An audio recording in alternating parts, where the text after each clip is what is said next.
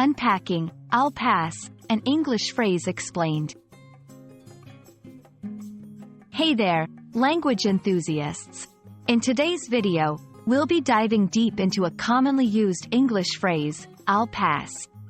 By the end of this video, you'll know exactly what it means, when to use it, and some context around its usage.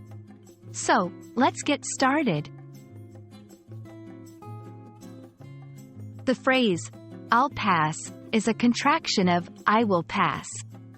On the surface, the verb pass means to move or go through somewhere, but in this context, it's used more metaphorically. When someone says, I'll pass, they are essentially indicating a declination or refusal of something that was offered or suggested to them. To better understand I'll pass, let's look at some scenarios where it's commonly used. 1. Offering food or drink. Imagine you're at a party, and someone offers you a slice of cake. If you don't want the cake, you might say, thanks, but I'll pass. 2. Games or activities. At a gathering, friends might suggest playing a game. If it's not your type of game, you can decline by saying, I'll pass. 3. Opinions or discussions. In a meeting, if someone asks your opinion, but you prefer not to share, you might say, I'll pass on commenting. It's crucial to note that I'll pass is a neutral statement.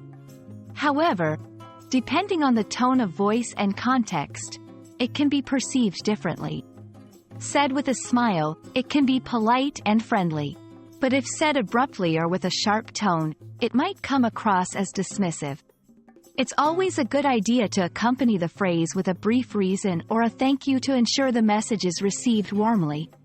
For instance, friendly, I'll pass on the ice cream, but thanks for offering. Neutral, I'll pass this time. Potentially dismissive, I'll pass. With no further context. And there we have it. The next time you hear someone say, I'll pass, you'll know exactly what they mean. And if you're looking to integrate it into your English conversations, just remember the context and tone. We hope this video has been helpful, and we can't wait to see you in the next one. Happy learning!